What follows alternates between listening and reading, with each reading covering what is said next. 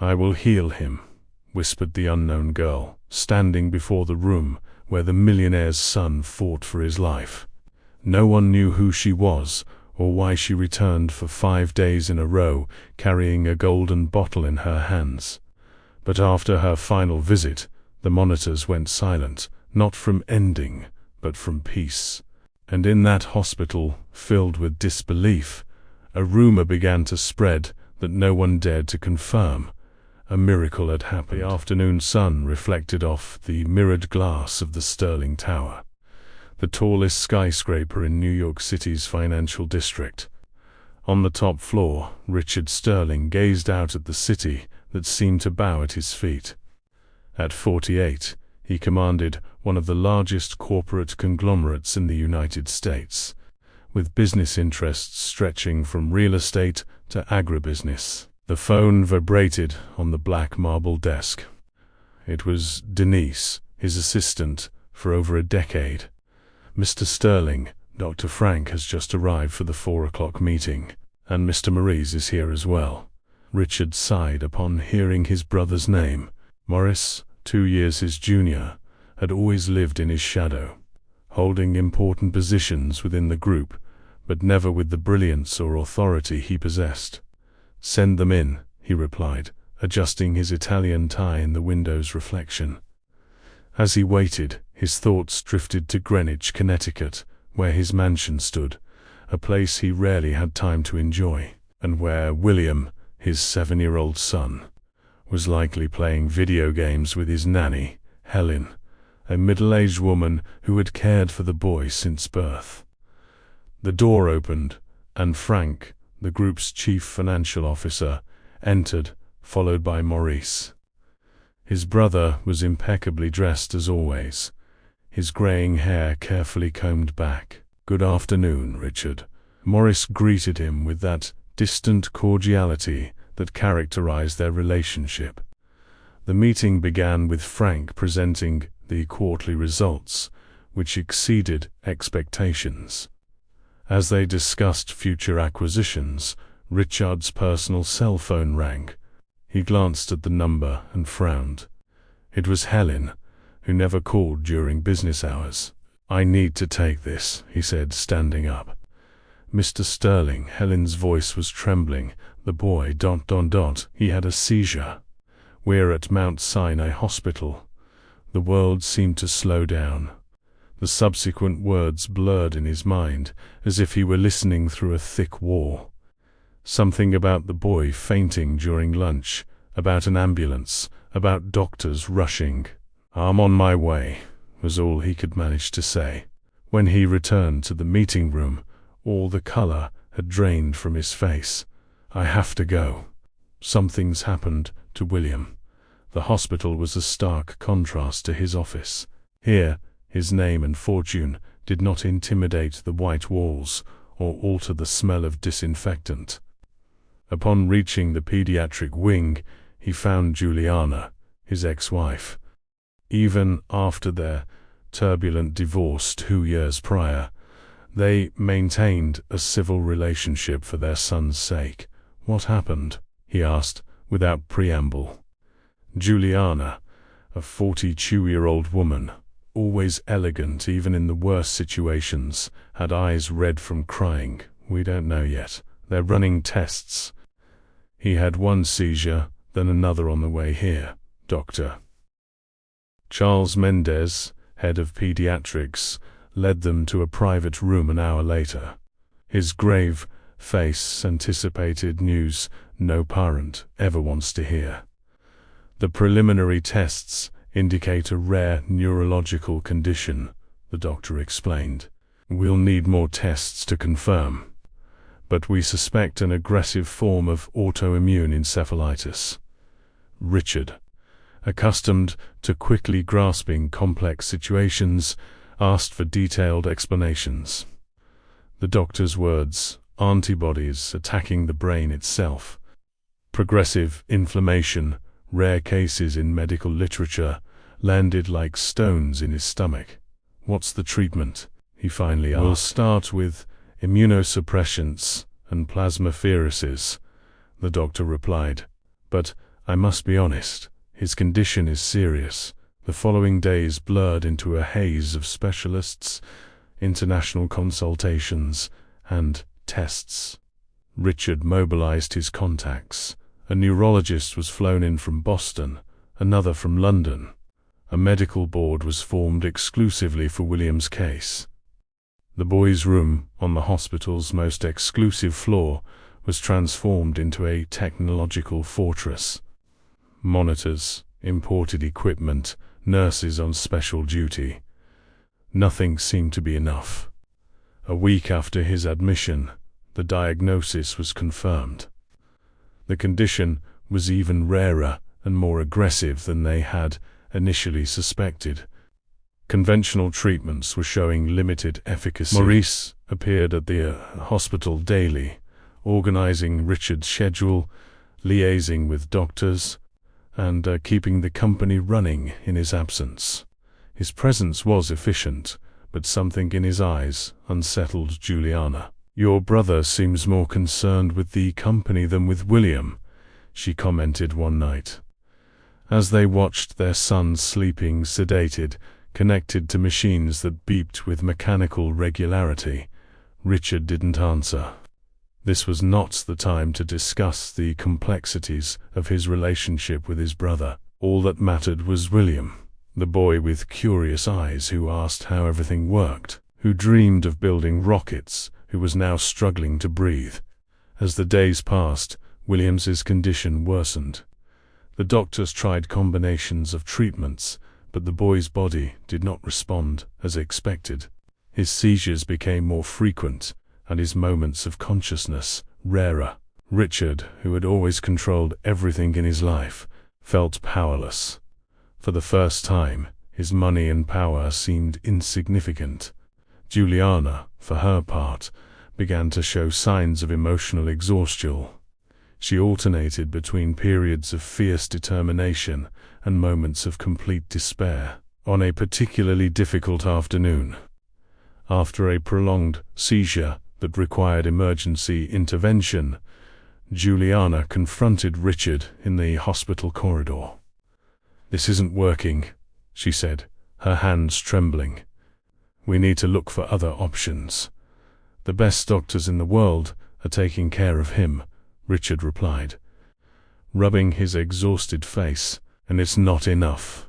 Her voice rose, drawing glances from the nurses. "There are alternative treatments, therapies in other countries, approaches that conventional medicine doesn't consider." "Juliana, we can't take risks with experimental treatments that have no scientific basis." She stared at him with a mixture of anger and resolve. "I'm not going to stand by and watch my son. I am going to seek help elsewhere. You can stay here with your renowned doctors and your expensive equipment." The next morning, Juliana didn't show up. She left only a letter stating that she was traveling to a healing retreat in the Catskills, where specialists in natural medicine promised results for cases deemed hopeless by traditional medicine. Richard read the letter over and over, torn between frustration and understanding. Perhaps, in her place, he too would seek out any possibility, no matter how remote. That night was the worst since the admission. William had 3 seizures in a row, and the doctors considered inducing a coma to protect his brain from further damage. Richard, sitting on the sofa in the hospital room, watched his son through eyes blurred by exhaustion and fear. The boy, once so full of life, seemed increasingly distant, lost among machines and medications that couldn't reach him. "Sir," a nurse woke him from a restless doze.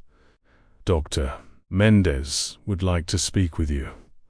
The doctor was waiting in the hallway, his face revealing the weight of the news he carried. "Mr. Sterling, the latest scans show an increase in inflammatory activity. We need to discuss the next steps." Richard felt the weight of the world on his shoulders. In that moment, all his achievements, his entire empire, seemed empty in the face of the fragility of the life that mattered most to him. The days at Mount Sinai Hospital dragged on at a cruel pace. Richard Sterling's empire continued to function under the temporary command of Maurice, who seemed to have found an opportunity to prove his worth. Meanwhile, Juliana had been gone for 2 weeks at the retreat in the Catskills, and the few messages she sent sounded increasingly desperate and scattered. The medical team, despite all their expertise, began to show subtle signs of resignation. Technical discussions now included terms like symptom management and quality of life, signs that the battle for a cure was being silently replaced by the administration of the inevitable. Richard barely left the hospital. An adjacent room had been adapted for him to work and rest. The hospital smell clung to his expensive clothes, and the deep dark circles under his eyes contrasted with the still impeccable posture he maintained in front of the doctors and nurses. On that rainy Tuesday, Richard was engrossed in reports on his tablet when Helen, the nanny, entered the room with a troubled look. "Mr. Sterling, there's a little girl outside. She says she's here to see William." He frowned. "A girl? What girl?" "A child. She must be about 10. She said she knows the boy from the community daycare in Hunts Point." Richard stood up abruptly. "What daycare? What are you talking about?" Helen wrung her hands, visibly uncomfortable.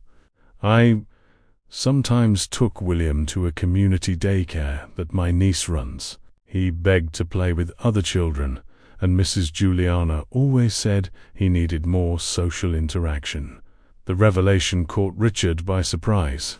The idea of his son heir to one of the country's largest conglomerates attending a community daycare in the Bronx was absurd. Hunts Point, despite improvements in recent years, was still a region he knew only from the socio-economic indices in his company's social responsibility reports. "You took my son, without my permission, to a rough neighborhood." His voice was low, but charged with indignation. "It's not exactly a rough neighborhood, sir," Helen tried to explain, cornered. "It's a simple neighborhood, but the daycare is clean and safe. I thought you knew. Mrs. Juliana ... Jose. We'll discuss this later." Richard cut her off, running his hands through his already disheveled hair. "Where is this girl?" Helen pointed to the hallway. Through the ajar door, Richard saw a little girl sitting on one of the benches. She wore a simple, faded dress and was holding something in her hands. It looked like a small golden bottle. Her feet, clad in plastic sandals, dangled in the air, not reaching the floor. "Send her away," Richard decided, sitting back down. "William is in no condition to receive visitors."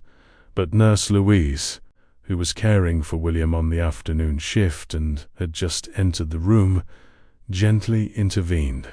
"Mr. Sterling, perhaps it's not a bad idea. Different stimuli can be beneficial. A quick, supervised visit, ... double."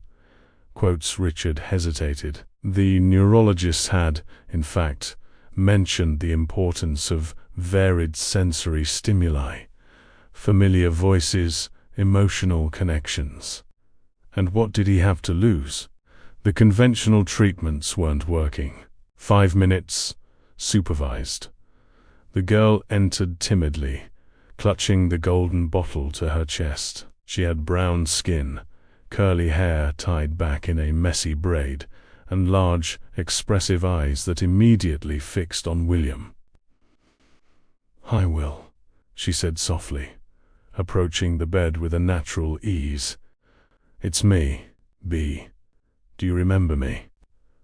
Richard watched, tense, ready to intervene at the slightest sign of distress. But to his surprise, the girl seemed perfectly at ease. She spoke to William as if he could answer, telling him about the daycare, about a puppy that had shown up there, about the other children who asked about him. "I brought you a present," she said, showing him the bottle. "It's water from the spring on Hope Hill. Grandma says it's magic and it cures sadness. Can I put a little on your arm?" Before Richard could intervene, the girl had already opened the bottle and poured a few drops onto William's wrist, drawing a shape that looked like a sun with her slender fingers. "There, now it will go into your blood and bring happiness to your brain." Richard was about to end the visit when he noticed something that left him paralyzed. William's heart monitor, which usually showed an irregular pattern, had stabilized. The oxygen saturation numbers, too, seemed slightly better. Nurse Louise noticed it as well, exchanging a perplexed look with Richard. "It's time for me to go," Beatrice said, putting the bottle back in the small cloth bag she carried. "I'll be back tomorrow, okay? I'll bring my colored pencils so we can draw." "Wait," Richard finally found his voice. "Who are you? How do you know my son?" The girl smiled, revealing a missing front tooth. "I'm B, from Hunts Point. Will is my best friend from daycare. We used to play astronaut. He was the commander and I was the ship's scientist." After the girl left, Richard confronted Helen again, demanding a detailed explanation. The nanny, already prepared for a possible dismissal, recounted how she had started taking William to the community daycare run by her niece about a year ago. "The boy was so lonely in the mansion, Mr. Sterling. Mrs. Juliana's traveled a lot. You worked all day. He started having nightmares, getting sad. The pediatrician recommended more contact with other children, but you never had time to find a suitable school. Initially, the visits were sporadic, 2 hours on Tuesday afternoons, when Richard had long meetings. Then they became regular." Helen assured him she took every precaution, that the daycare was clean and safe, that William was never without her supervision. "He blossomed, sir. He laughed, he played, he made friends. Beatrice was the first one to approach him. She's the same age, but she seems older in the way she cares for others. They became inseparable." Richard listened in silence, torn between anger at the breach of trust and surprise at discovering this unknown facet of his son's life. The William he knew was a quiet, withdrawn boy who spent hours with video games and rarely showed enthusiasm. The idea of his son playing freely, taking on imaginary roles, forming real friendships. "Why did you hide this from me?" Almost unreal, he finally asked. Helen hesitated. "You don't.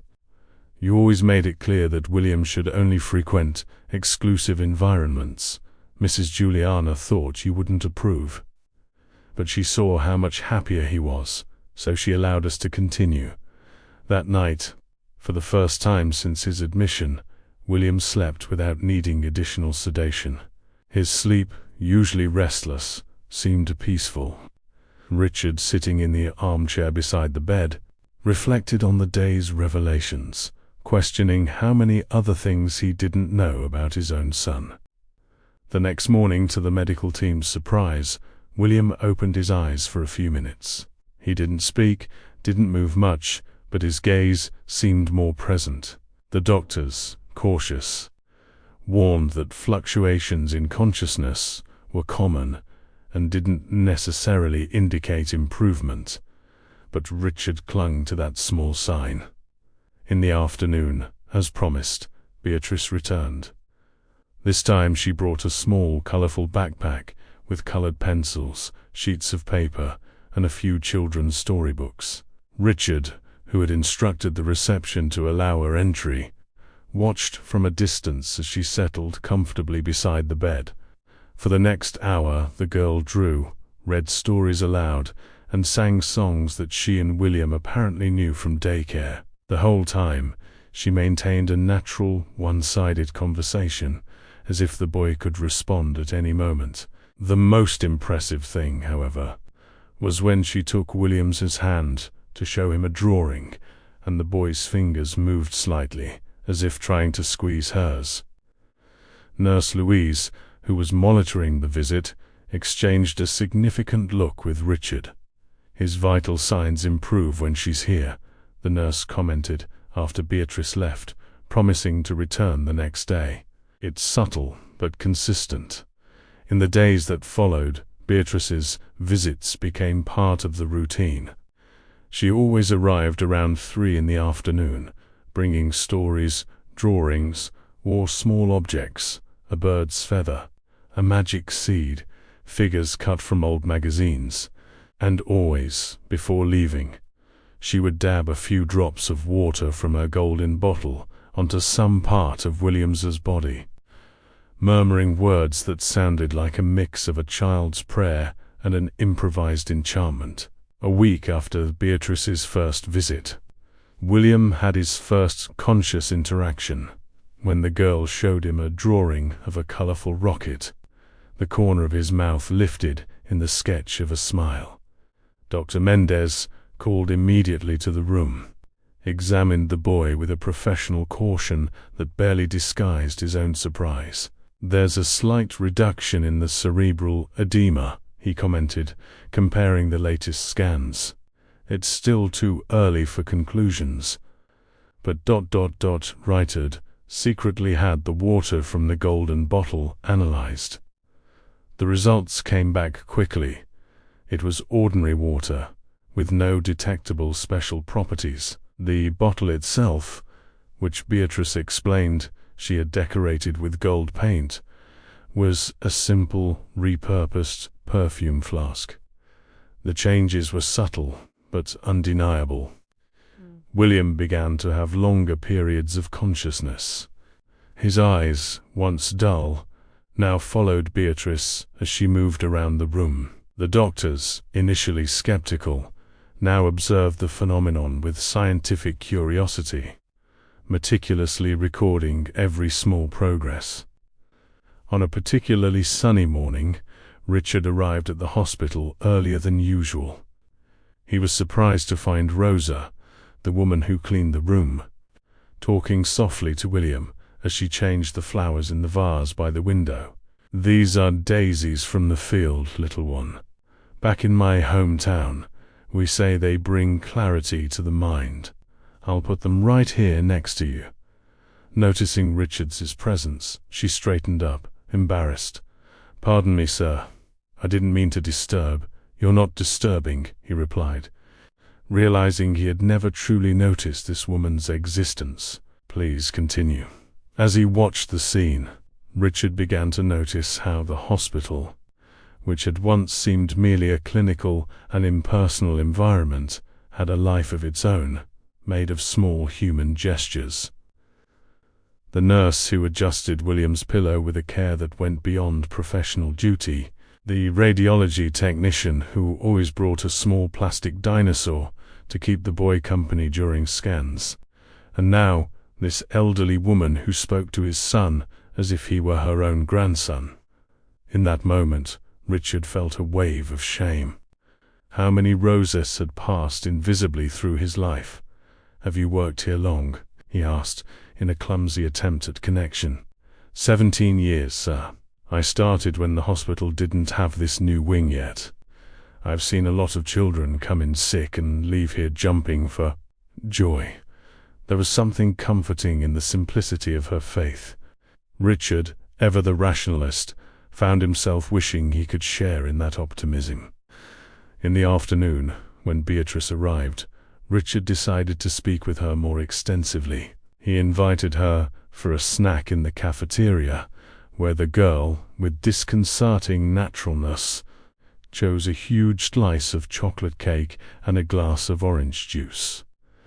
"Beatrice, I want to understand better how you met William," Richard began, watching the girl savor the cake without the slightest ceremony. "At Aunt Maria's daycare, of course.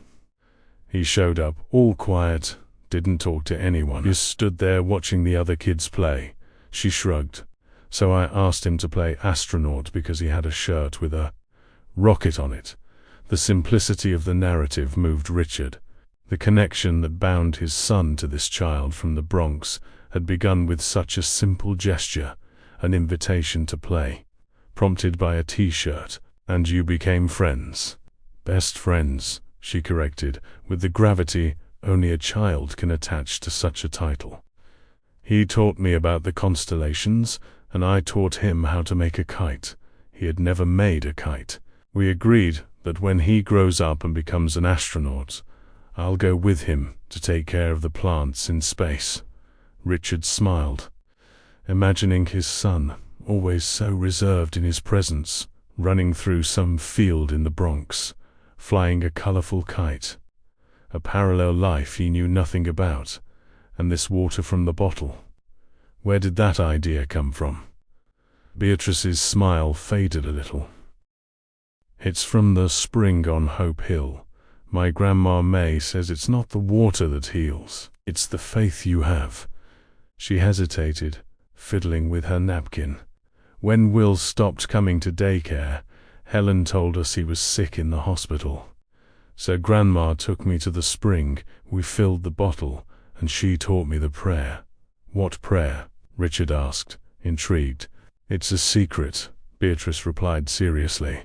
It only works if it's a secret. But I can tell you, it's to call his spirit back to his body. In the days that followed, Richard discreetly altered his routine to be present during Beatrice's visits. He watched, fascinated, as she brought life to the sterile environment with her stories, drawings, and improvised songs. Even more impressive was William's response. Small movements, attempts at a smile, and finally, in the third week, an almost inaudible whisper when she showed him a drawing of a rocket. C.ARS. The word, though almost incomprehensible to others, made Beatrice's eyes sparkle with joy. He spoke. Dr. Mendez, he talked about the stars. The neurologist, summoned hastily, couldn't hide his astonishment as he witnessed William responding to simple questions with head movements and, occasionally, single words. Subsequent scans confirmed what was already visible.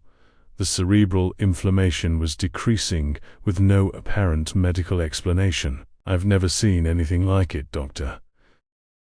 Mendez confessed to Richard as they reviewed the new images. His condition was practically irreversible, according to medical literature. I don't want to create false hope, but there is significant improvement.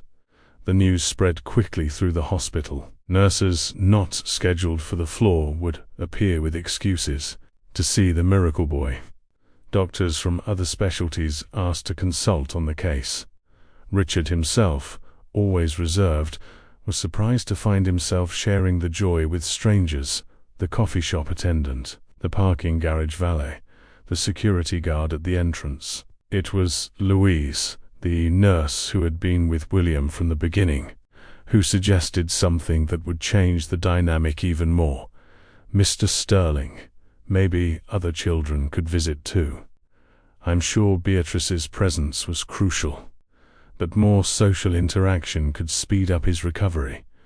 The suggestion, which would have been promptly rejected weeks earlier, now seemed sensible. With medical approval, small groups of children from the pediatric wing began to visit William for short periods. The room, once quiet and heavy with tension, now often echoed with childish laughter. Helen, reinstated to her duties, after Richard acknowledged the value of her initiative in taking William to the daycare, organized the activities with maternal efficiency. Music, simple games, readings, all adapted to the boy's still fragile state. It was during one of these group visits that Richard witnessed something that deeply shook him. A boy of about 6, undergoing treatment for leukemia, timidly approached William. "B said you're going to be an astronaut, is that true?" William, now capable of short phrases, nodded slightly. Going to visit. Stars. The boy smiled, revealing several missing teeth. Cool? When you go, can you take this lucky rock? My dad gave it to me before he went to heaven. He said it came from the moon. Richard felt a lump in his throat as he watched his son extend a trembling hand to accept the ordinary but priceless stone. A gift from an absent father, now shared as a treasure. Beatrice, who was watching the scene, approached with her golden bottle. We can baptize the rock with magic water. Then it will protect Will in space. The improvised ceremony that followed, with children forming a circle around the bed. Beatrice sprinkling drops of water on the rock, while everyone counted to 10, had a solemnity that defied adult cynicism. Richard, leaning against the wall, felt unexpected tears blur his vision. That night, after the children had left, William looked at his father with a clarity he hadn't shown since before his illness. Dad, come be, come. Always. Of course she can, son, Richard replied, holding the small hand in his. Her and any friend you want. A small smile appeared on the boy's lips before he fell asleep, still clutching the moon rock. The next morning, Richard received a call from Juliana. Her voice, transmitted from some remote point in the Catskills, sounded distant and fragile. How is he? Richard hesitated, organizing his words. He's getting better, Juliana. It's almost a miracle. He's talking again, recognizing people. A silence on the other end, broken by a sound that could have been a stifled sob. The doctors... What do they say? They can't fully explain it, but the improvement is real. He paused. There's a girl, a friend of his, from a community daycare in the Bronx. She's been visiting him. It seems that... helped somehow. Community daycare. What daycare? The confusion in Juliana's voice was genuine. Richard felt as if the floor was moving beneath his feet. The daycare. Helen said you knew, that you authorized it. Richard, I never knew about any daycare. Helen never mentioned it. The revelation landed like a bombshell.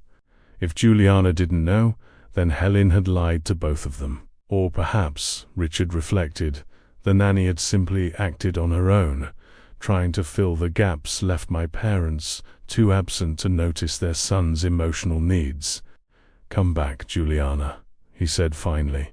Our son needs you. The alternative therapies. You can keep looking if you want, but do it from here. After hanging up, Richard found Helen in the hallway and confronted her with the new information. The nanny, caught in a lie, began to cry. Forgive me, Mr. Sterling. I just wanted what was best for the boy. He was so lonely, so sad. My niece's daycare was the only solution I could think of. I said, Mrs. Juliana knew because I was afraid you would fire me. Richard felt the initial surge of anger replaced by a reluctant understanding. Why didn't you tell me the truth before? Helen wiped her tears. You never asked why your son was happy. You only worried if his schoolwork was done, if he had eaten properly, if the English tutor had come. But you never asked if he had friends, if he laughed during the day. The words hit Richard like a punch. It was true. In his quest to provide the best schools, the best teachers, the best house, he had ignored his son's most basic needs: connection, belonging, friendship. Thank you, he said at last, surprising the nanny. Thank you for doing what I failed to do. That afternoon, when Beatrice arrived, Richard greeted her with a gift, a new backpack, filled with professional colored pencils, drawing pads, and children's books about space. The girl accepted the gift with joy, but without the awe he had expected. To her, clearly, the objects were less valuable than the friendship she had come to offer. The news of William's improvement spread beyond the hospital walls. One of the attending physicians, impressed by the case, mentioned it at a medical conference, omitting names but highlighting the inexplicable recovery. A journalist in attendance, intrigued by the story, began to investigate. It didn't take long for the identity of the miracle boy to be discovered. The Sterling Empire was too visible, and the prolonged absence of its commander from social and corporate events had already generated speculation. The first report appeared on an online news portal. Sterling heir survives terminal illness with help from Bronx's child. The article, though superficial, mentioned the mysterious girl with the golden bottle and suggested that tycoon Richard Sterling had resorted to alternative treatments after conventional medicine failed. Maurice was the first to alert Richard. During one of their now rare meetings at the hospital, he held out his tablet with the news story open. "We need a strategy to control this," he said, his professional tone barely masking his irritation. "The group's image could be affected." Richard shrugged, surprising his brother with his indifference. "Let them talk.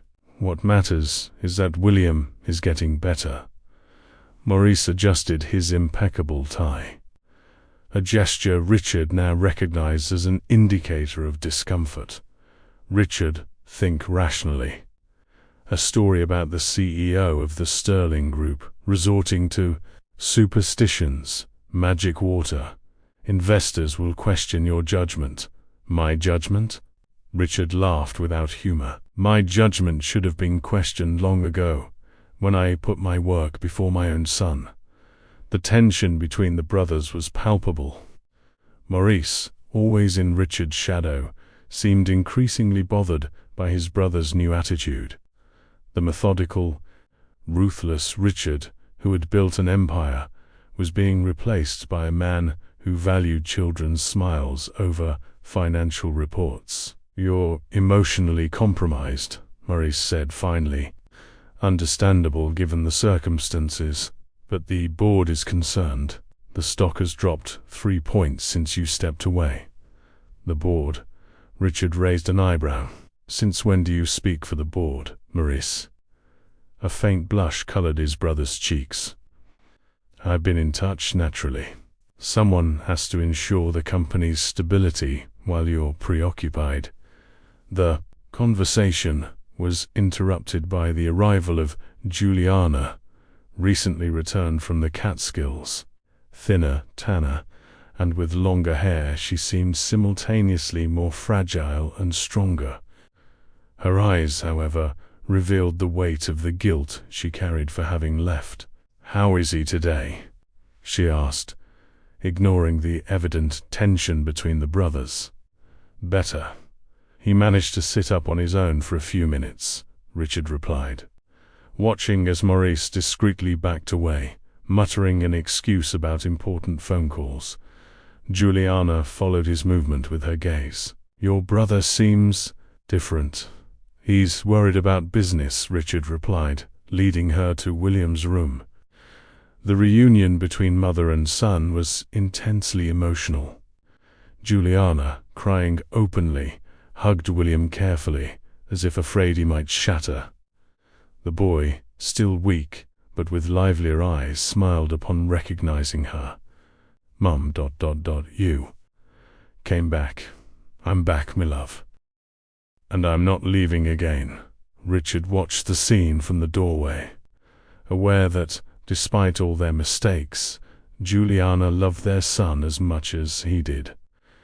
The divorce had driven them apart, but William's illness was, ironically, bringing them closer again, not as a couple, but as parents who finally understood what truly mattered.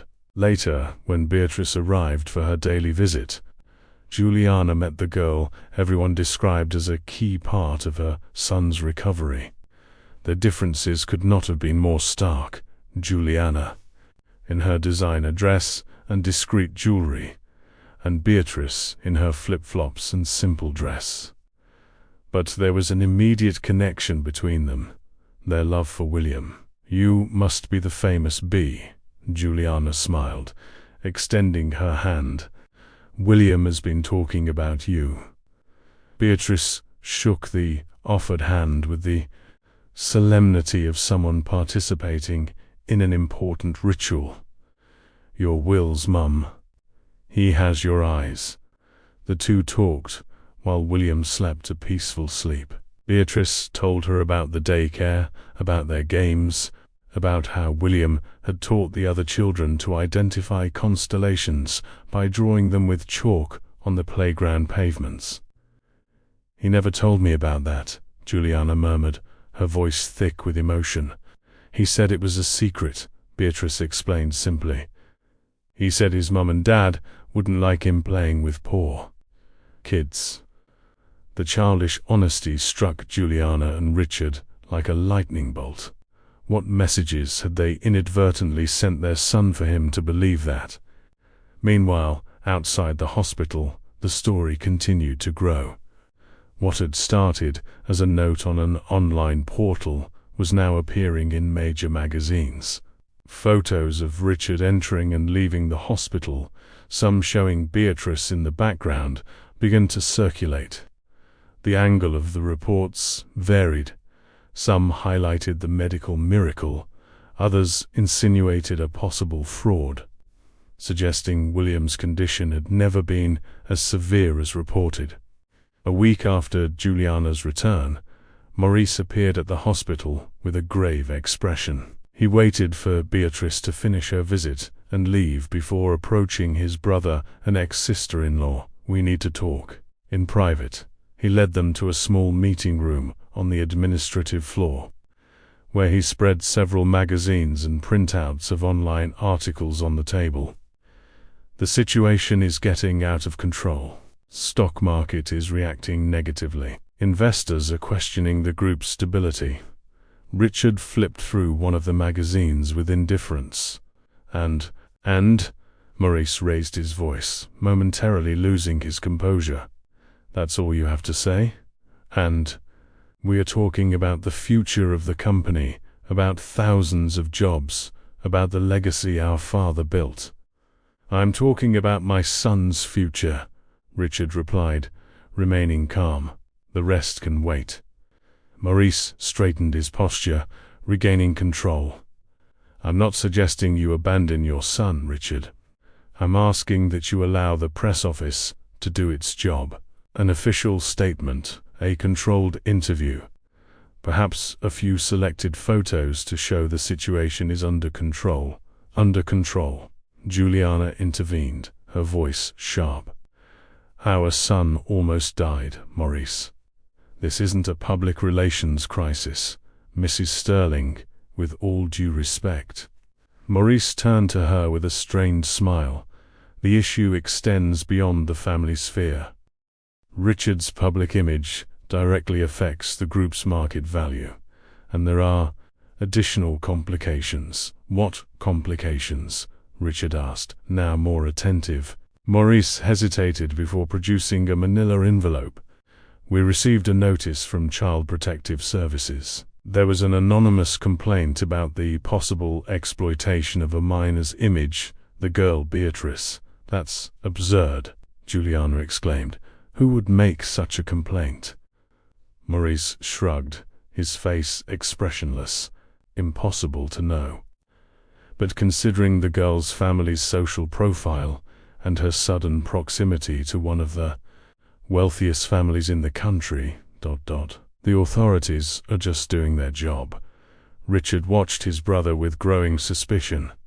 There was something in the precision with which Maurice presented the problems, in the swiftness with which he suggested solutions that benefited him, that set off an alarm in his mind. "Have you been talking to anyone in the press, Maurice?" His brother stiffened almost imperceptibly. "Only as much as necessary for damage control." "What kind of damage, exactly, have you been trying to control?" A tense silence filled the room. Juliana, sensing the gravity of the situation, stood up. "I'm going to check on William. You two sort this out like adults." After she left, Richard faced his brother directly. "How long have you weren't waiting? What are you talking about?" Maurice averted his gaze, needlessly shuffling papers. "How long have you been waiting for the opportunity to take my place? To prove you're better than me? That our father was wrong to choose me to lead the company?" Maurice paled, but quickly regained his composure. "You're delusional, Richard. The situation with your son has clearly affected your judgment. I'm just trying to protect the family's interests, the whole family's. The family's interests or yours?" Richard pressed. "Because I'm starting to see a pattern. The negative press, the mysterious CPS notice, your insistence that I either return to work or delegate more authority. You, naturally." The younger brother stood up abruptly. "I'm not going to stand here and listen to baseless accusations. When you come to your senses, find me." After Maurice left, Richard remained in the room, reflecting. Years of silent competition between the brothers had culminated in this moment. Richard's forced absence from the business had created a vacuum that Maurice was more than willing to fill. And now, with William's unexpected recovery and Richard's shift in priorities, his brother felt threatened. A soft knock on the door interrupted his thoughts. It was Dr. Mendez, with the results of new tests. "Good news," the doctor announced, holding out the scans. "The cerebral inflammation has reduced significantly. If he continues to progress at this rate, William could be discharged in a few weeks to continue his recovery at home." The prospect of taking his son home, which had seemed impossible weeks ago, was now real. Richard felt a wave of gratitude that left him momentarily speechless. "Thank you," he finally managed to say, "for not giving up on him." The doctor smiled. "I'm not the one who performed the miracle, Mr. Sterling. I still don't fully understand what happened here, but I know when science reaches its limits." Richard thought of Beatrice, her golden bottle, and her unwavering faith.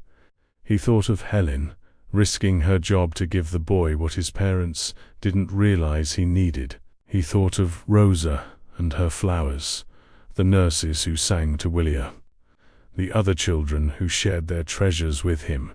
The miracle, he realized, wasn't in the water from the golden bottle. It was in the web of human connections that had formed around his son. Something all his money couldn't buy, but which a barefoot girl from the Bronx had offered for free. That night, after William had fallen asleep, Richard met Juliana in the small hospital garden. The space, though modest, offered a breath of fresh air and the comfort of a few well-tended trees and flowers. "Maurice is up to something," he said without preamble. Juliana nodded. "I noticed. Do you think he's behind the news stories?" "Not directly. He's too smart to leave a trail. But I'd bet he's been feeding sources, suggesting angles, maybe even funding some of the more damaging articles." She sighed, looking up at the stars partially visible through the city's light pollution. "What are you going to do?" Richard thought for a moment. "Nothing. Nothing." Juliana looked at him in surprise. "Exactly. I'm not going to play his game. I'm not going to feed this war. William deserves parents who are fully present during his recovery, not adults distracted by power struggles." Juliana smiled faintly, reaching out to touch his hand, the first voluntary physical contact between them since the divorce. "You've changed." "Yes," he agreed, accepting her touch, "and I hope for the better." The next day, to everyone's surprise, Richard called a small press conference at the hospital itself, with the board's permission. He selected only a few outlets, including those that had published the most critical articles. Flanked by Juliana and Dr. Mendez. He made a brief statement, thanking everyone for their support, confirming William's improvement, and announcing the creation of a foundation for research into rare neurological diseases in children. He didn't mention Beatrice directly, or fuel speculation about miracle cures, keeping the focus on his gratitude to the medical team and the importance of emotional support in the recovery of pediatric patients. The simplicity and sincerity of the statements surprised the press, who were accustomed to the tycoon's distant and calculated demeanor. This was not the ruthless Richard Sterling of the business world, but a father visibly transformed by his experience. Maurice, who had not been informed of the press conference, watched the live broadcast from his office, his face hardening with every word his brother spoke. His phone wouldn't stop ringing, board members, shareholders, partners, all wanting to comment on the new facet of the group's CEO. Meanwhile, in William's room, Beatrice was reading a story, oblivious to the cameras and reporters leaving the hospital. For her, nothing had changed. Her mission remained the same: to make her friends smile again. The impact of the press conference was immediate. The Sterling Group's stock, which had been falling, stabilized. Speculation about a possible miracle cure was gradually replaced by more sober analyses of the power of humanized medicine. For Maurice, however, the situation was far from resolved. He called an emergency board meeting, citing concerns about Richard's emotional stability and his ability to continue leading the group. It was a risky but calculated move. Several board members had already expressed reservations about the CE's prolonged absence. Richard, informed of the meeting by a loyal board member, chose not to attend. He sent only a succinct message: "Do what you judge is best for the company. My priority right now is my son." This apparent indifference to the fate of the empire he had built disconcerted both Maurice and the board. The Richard Sterling they knew would never relinquish control so easily. The meeting ended without any concrete decisions, with most members preferring to adopt a wait-and-see approach. William's remarkable recovery had generated a wave of public sympathy that indirectly benefited the company's image. Moving against Richard at that moment could be interpreted as corporate insensitivity. While the battles in the corporate backrooms continued, the routine at the hospital went on. William progressed daily, surpassing the most optimistic medical expectations.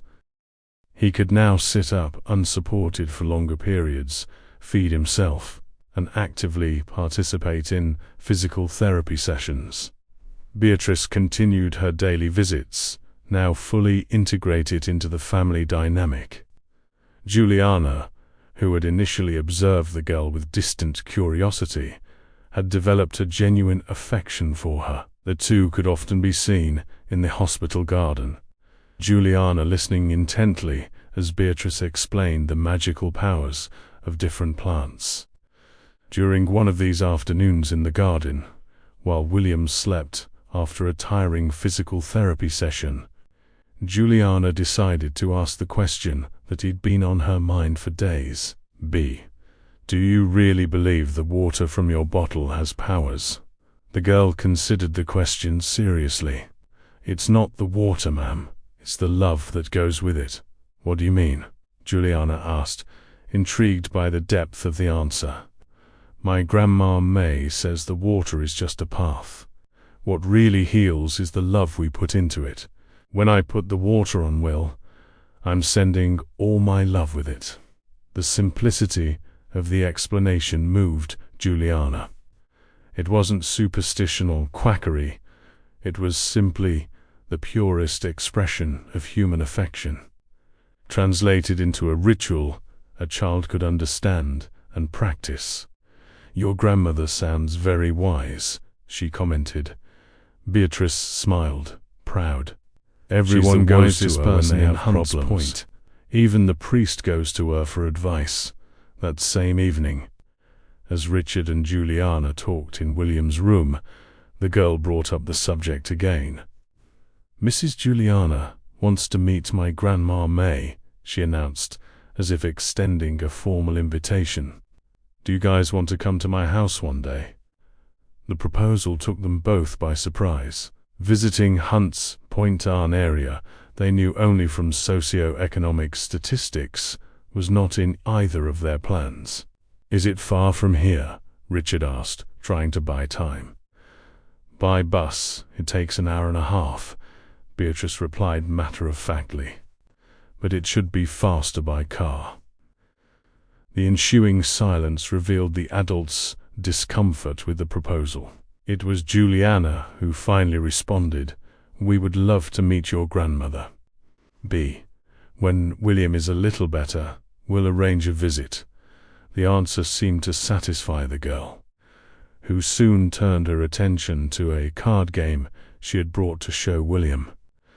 Richard and Juliana exchanged glances. Both knew they had postponed, not refused, the invitation. 2 weeks later, the medical team finally authorized Williams's discharge.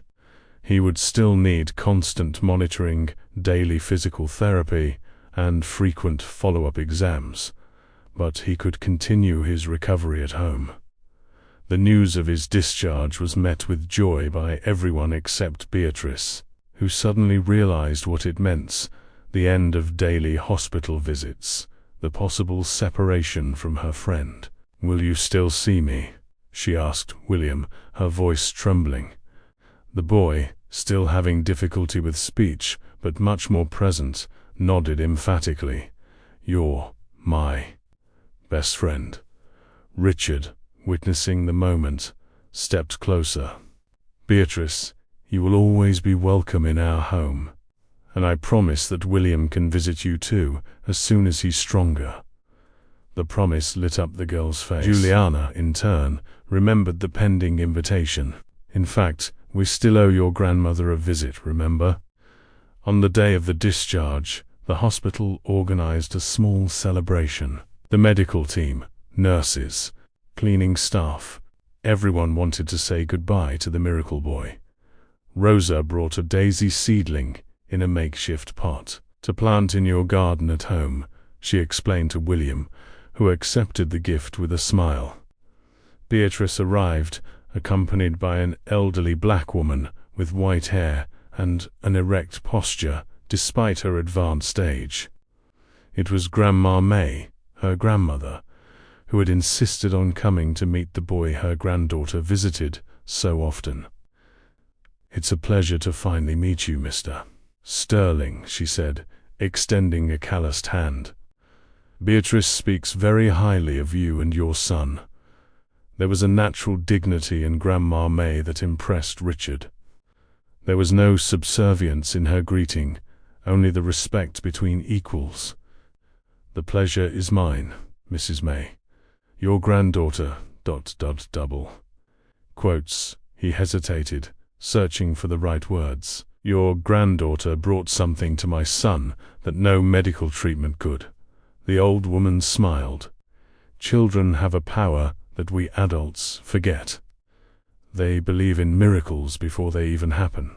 During the small party, Richard observed how Grandma May interacted naturally with both the doctors and the cleaning staff. There was something about her that transcended the social barriers so marked in America, a charisma, a wisdom that didn't come from diplomas hanging on a wall.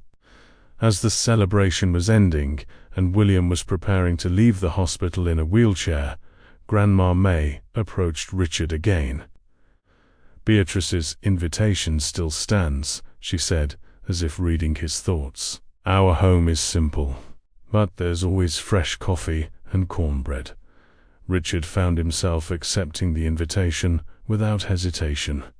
"We'll come next weekend, if that's convenient. Juliana and I would very much like to see the place where William made his first true friend." Upon leaving the hospital, William insisted on saying goodbye to the garden where he had spent so many hours during his recovery. As the family walked slowly through the small green area, Richard noticed an elderly woman sitting on one of the benches, watching birds. Something about her caught his attention, perhaps the serenity of her posture, or the way the birds seemed comfortable in her presence, approaching without fear.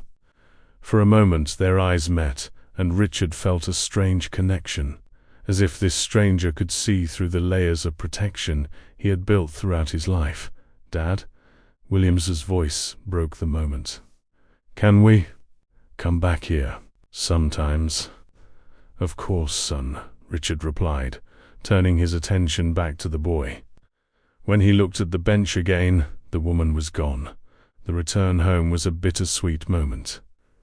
The mansion in Greenwich, with its vast spaces and sophisticated decor, felt both familiar and strange after so many weeks in the confined hospital environment. Juliana, who had temporarily moved into a guest room to help with William's care, supervised the installation of medical equipment in the boys' room. A nurse was hired for the night shift, and the physical therapist would come daily. The next morning, Richard received a call from Maurice. "The board demands your presence at the extraordinary meeting tomorrow," his brother said, without preamble. "There are important pending decisions that can no longer wait." "William just got home," Richard replied. "We're still adjusting. I understand your situation." Moraine's tone suggested the opposite. "But your prolonged absence is causing instability. Some shareholders are talking about a vote of no confidence." Richard sighed. He knew this moment would come, the need to definitively choose between the empire he had built and the family he had almost lost. "I'll be there," he said finally, "but I have my own agenda items to discuss." The next day, before heading to the Sterling Group headquarters, Richard spent some time with William. The boy seemed happy to be home, surrounded by his favorite toys and books. Helen reinstated, after a frank conversation with Richard and Juliana, supervised with redoubled care. "Dad, going to work?" William asked, noticing the suit Richard was wearing. "Just for a few hours, son. I have an important meeting." The boy nodded, understanding beyond his years. Be later. If your mother allows it, we can invite her for dinner tonight." Richard smiled, kissing his son's forehead. The Sterling Group headquarters, an imposing skyscraper in New York's financial district, seemed to belong to another life. Richard felt like a visitor entering his own office, now clearly showing touches of Morossa's presence, documents organized differently, a new chair, small changes that signaled an attempt at permanent occupation. The board meeting began promptly at 10 o'clock. Maurice clearly expected a defeated, unprepared Richard, possibly even willing to negotiate a transition of power. Instead, he found his brother more centered than ever, with a disarming calm. "Ladies and gentlemen," Richard began after the initial greetings, "I appreciate your understanding during my absence. As you know, my son faced an extremely serious health condition, and my priority was, and will continue to be, his well-being." He paused deliberately, observing the reactions. Some board members showed genuine solidarity. Others barely hid their impatience. "However," he continued, "I am fully aware of my responsibilities to this company and its shareholders. Therefore, I am here to propose a restructuring of the executive board." Maurice sat up straighter, a gleam of anticipation in his eyes. "During my absence, I realized how much this company relies excessively on centralized decisions. This is neither healthy nor sustainable. I propose a clearer division of responsibilities, with real autonomy for each business unit director. He then laid out a detailed reorganization plan that, surprisingly, included Maurice as executive vice president, a position of real prestige, but with clearly defined powers supervised by a strengthened board. I am also proposing the creation of a new business unit focused on health and wellness, which will include the Sterling Foundation for Research in Neurological Diseases. As previously announced, the proposal was intelligent and balanced, offering something to everyone, including Maurice, while keeping Richard firmly in strategic control of the group, albeit with less involvement in day-to-day operations. Finally, I am informing you that I will be working remotely 3 days a week to be more present in my son's recovery. This is 2025, gentlemen. If we don't use the technological tools available to balance work and family, what example are we setting? The meeting stretched for hours, with heated discussions about the plan's details. Maurice, realizing that frontal opposition would be counterproductive, adopted a collaborative stance, proposing adjustments that strengthened his position without directly challenging his brother's authority. In the end, Richard's proposal was approved with minor modifications. As the board members filed out, Maurice approached his brother. "Smart move," he said in a low voice. "I didn't expect you to come back so prepared." Richard looked at his brother. "Maurice, we can continue this silent competition for the rest of our lives, or we can finally work together, complementing our skills. The choice is yours." Maurice hesitated, pride warring with the desire for recognition. "Why now? What changed?" "I almost lost my son," Richard replied simply. "I realize some battles aren't worth fighting, and others we must face at all costs. This company is important, but it's not worth the price of a destroyed family, mine or ours." The brothers left the building together, not fully reconciled, but with a silent truce established. On the way home, Richard took an unexpected detour. Instead of heading to Greenwich, he drove in front of the community daycare Helen had mentioned. The simple building, painted in bright but time-faded colors, stood in stark contrast to the private schools he had considered for William. Children played in the small yard, supervised by women Richard assumed were volunteer teachers. Their joyful shouts and spontaneous laughter echoed in the afternoon air. For a moment, he could imagine William there, discovering the simple pleasure of playing freely, making friends without expectations or pressure, just being a child. How had he, Richard Sterling, with all his resources, failed to provide that for his own son? "Can I help you, sir?" Richard turned to find a young woman watching him with a curious expression. From her resemblance, she must have been related to Helen, perhaps the niece who ran the place. "I'm Richard Sterling," he introduced himself. "My son, William, attended this daycare a few months ago." Recognition lit up the woman's face. "Mr. Sterling. Beatrice told us about William's recovery. We're all so happy." "Thank you," Richard smiled. I wanted to see the place, to see where my son was happy." The sincerity of his response seemed to touch the woman. "Of course, come in. The children will be thrilled to know the astronaut's dad came to visit."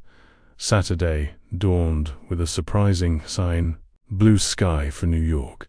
Richard, Juliana, and William, the latter in an adapted wheelchair, prepared for their promised visit to the Bronx. Helen would accompany them, serving as an informal guide in a territory that was as foreign to them as any distant country. "Are you sure you don't want me to drive?" Helen asked, visibly concerned at the thought of Richard Sterling navigating his own imported car through the narrow streets of the outer borough. "I prefer to drive," Richard answered with a smile. "It makes me feel less like a visitor." The journey revealed a New York that few privileged people like the Sterlings truly knew.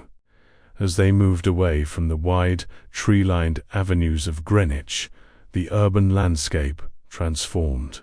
Luxury buildings gave way to simpler constructions than to housing projects, and finally to the self-built homes that characterized neighborhoods like Hunts Point. William, his curiosity renewed by his recovery, watched everything from the car window. "Dad, ... Is this where B lives?" "Yes, son," Richard replied. "We're almost there." Following Helen's directions, they parked near a small but well-kept park. There, children played soccer with a worn-out ball. Elderly women chatted on shaded benches, and a man sold cotton candy from a colorful cart. "It's this way," Helen indicated, helping Juliana get the wheelchair from the trunk. "Grandma May's house is at the top of that street." As they went up the inclined street, Richard noticed the curious glances from residents. Clearly, they were not common visitors. Some children pointed and whispered, recognizing William from the stories Beatrice probably told at school. Grandma May's house, painted a faded blue, stood out not for its size, but for the lush garden that occupied the small front yard. Plants of all kinds grew in apparent disarray, yet with a harmony that suggested constant care. Beatrice was waiting at the door, practically jumping with excitement. "You really came." Grandma May appeared behind her, a warm smile lighting up her time-worn face. "Welcome to our home," she said with a natural dignity that made Richard and Juliana feel both honored and humbled. The inside of the house was simple, but impeccably clean and organized. Family photos decorated the walls, along with some pictures of Catholic saints and figures Richard vaguely recognized as related to Afro-Caribbean traditions. The religious syncretism so typical of many American communities was manifest in this small domestic shrine. "It's a pleasure to finally see your home," Juliana said, handing Grandma May a bouquet of flowers she had brought. "Beatrice has been a blessing for our son." The old woman accepted the flowers with a smile. "Store-bought flowers are pretty, but they have little soul," she commented without malice. "Later, I'll show you how to grow your own. There's a special joy in seeing something grow by your own hands, instead of being offended." Juliana felt curiously welcomed by this direct honesty. "I'd love to learn." Beatrice soon dragged William in his wheelchair to see her room, a tiny but enchanting space, with colorful drawings covering almost every wall. Many depicted a boy and a girl in spacesuits, exploring imaginary planets. "Is that you two?" Juliana asked, looking at the drawings. "Yes," Beatrice exclaimed proudly. "This is the planet of the singing crystals, and this is the underwater world where the fish speak English. Will made up the stories, and I drew them." While the children talked, Grandma May invited the adults for coffee on the small back porch, where the garden continued in a profusion of colors and scents. "Your grandson?" Richard asked, noticing a photo of a young man on the kitchen wall. "My son," she corrected gently. "Beatrice's father. He left us 3 years ago in a construction accident." Richard and Juliana exchanged embarrassed glances, suddenly aware of how little they knew about Beatrice's life, despite everything she had done for William. "I'm so sorry," Richard murmured. "We didn't know." Double quotes. "There was no way to know," Grandma May replied, pouring coffee into simple but beautiful cups. "Beatrice doesn't like to talk about it. She says she prefers to remember the happy times." There was a quiet wisdom in this woman that captivated both Richard and Juliana.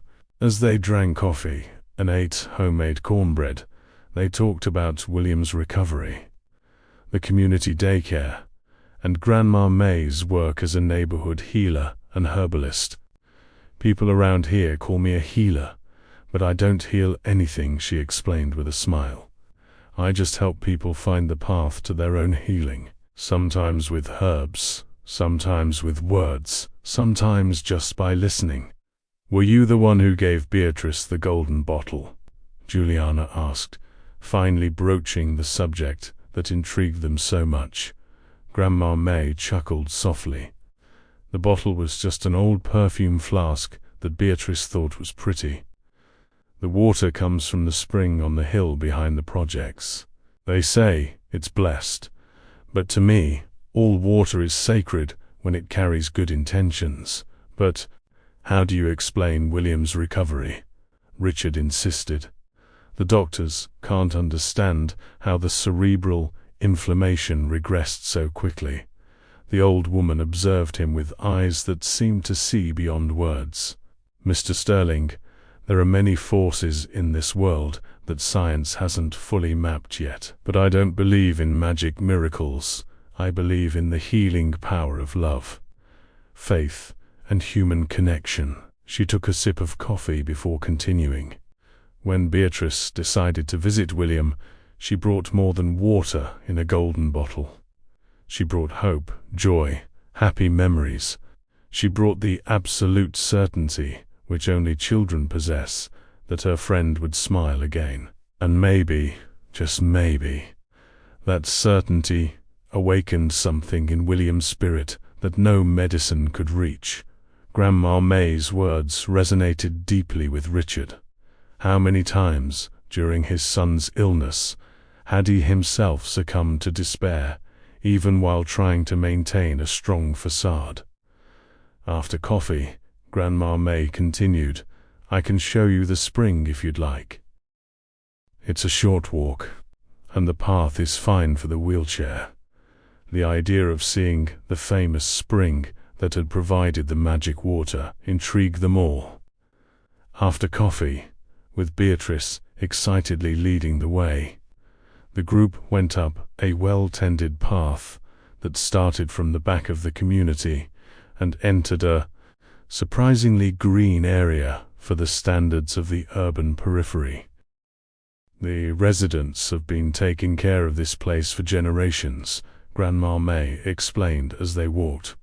Long before the neighborhood existed, there was a spring here that never dried up, even in the worst droughts. After about 20 minutes, they reached a small clearing where the spring bubbled up between mossy rocks, forming a small crystal-clear pool. The place had an almost palpable tranquility, protected by ancient trees that had somehow survived the region's chaotic urbanization. This is it, Beatrice announced with pride, as if presenting a palace. The spring of hope. This is where I got the water for Will. The place was indeed special. A small, improvised shrine with flowers, colorful ribbons, and laminated photos revealed that many residents considered the spring a sacred place. Requests for healing, thanks for graces received, small handmade offerings, all indicated a genuine folk faith that transcended specific religious denominations.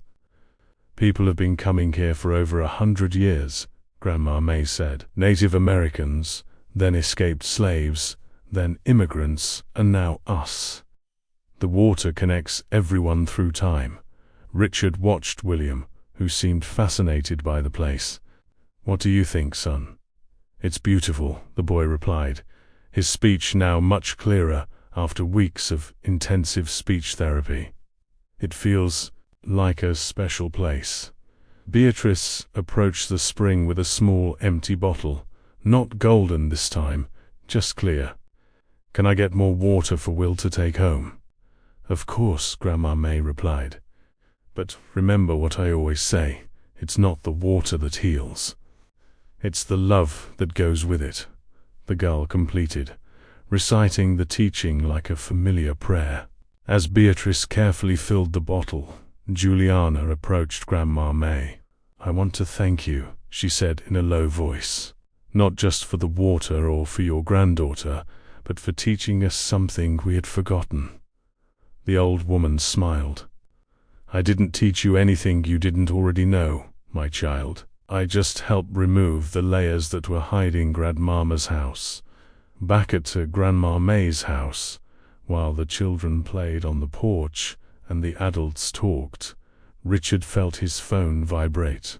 It was a message from Maurice about a company emergency that required immediate attention. A few months ago, Richard would have interrupted any family commitment to answer such a call. Now, he put the phone away without replying. The emergency, whatever it was, could wait until Monday. This moment, watching his son genuinely smile while playing with Beatrice, learning about plants from Grandma May, sharing simple stories with people he hadn't even known existed until recently, was too precious to be interrupted. Later, as they prepared to leave, Grandma May called Richard to a more private corner. "Mr. Sterling, one last thing," she said, taking something from a small carved wooden chest. It was a golden bottle, almost identical to the one Beatrice had used at the hospital, for you to keep at home. Not for the water, but as a symbol. Richard accepted the gift, genuinely touched. "Thank you, Grandma May, for everything. Don't forget what you've learned," she said, gripping the tycoon's hand with a surprising strength for someone her age. "True power isn't in money or position, but in the ability to genuinely connect with other human beings." On the way back, as the car traveled through streets that slowly transformed again from the outer boroughs to the more affluent areas, Richard reflected on the old woman's words. Beside him, Juliana seemed equally thoughtful, occasionally looking back at William, who was sleeping peacefully, still holding the bottle of water from the spring. "We could have lost all of this," Juliana commented softly. "Not just William, but this ... perspective." Richard nodded, understanding perfectly. "It's strange to think we had to nearly lose our son to understand what really matters." "What will we do now?" she asked, "after William fully recovers?" The question hung in the air, laden with possibilities. The implicit "we" did not go unnoticed by Richard. "I think we need to build something new," he finally answered. "Not just for William, but for other children like Beatrice, for communities like Hunts Point." The seed of an idea was beginning to germinate, not just a foundation for medical research, as he had already announced, but something more comprehensive.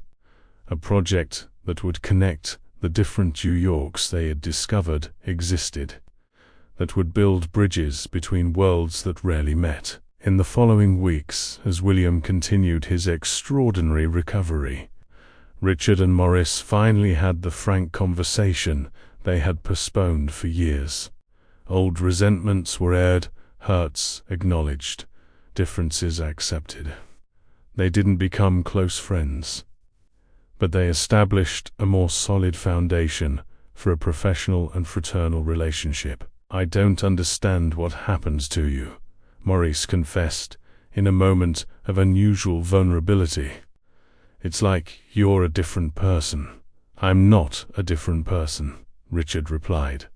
"I've just rediscovered parts of myself that were dormant." 3 months after his hospital discharge, William was well enough to return to school, not the exclusive international school he attended before, but a new institution his parents had carefully chosen, where diversity was valued and socio-emotional development was considered as important as academics. And once a week, religiously, Beatrice was brought from the Bronx to spend the afternoon with William. The astronaut games continued, now with more sophisticated props. But the essence remained the same: children sharing dreams and imaginary adventures.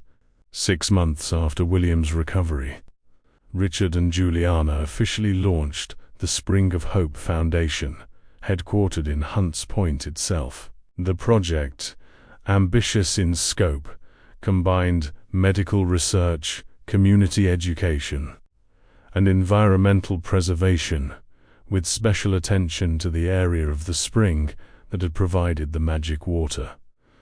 Grandma May was invited to join the advisory board, alongside renowned doctors, educators, and community leaders.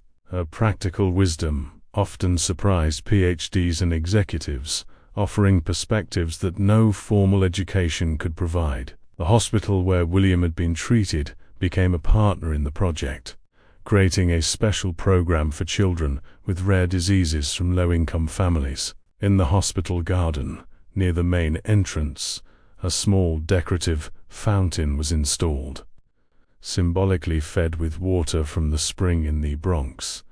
Beside it, a discreet plaque briefly told the story, ending with the words Grandma May always repeated, "The water does not heal.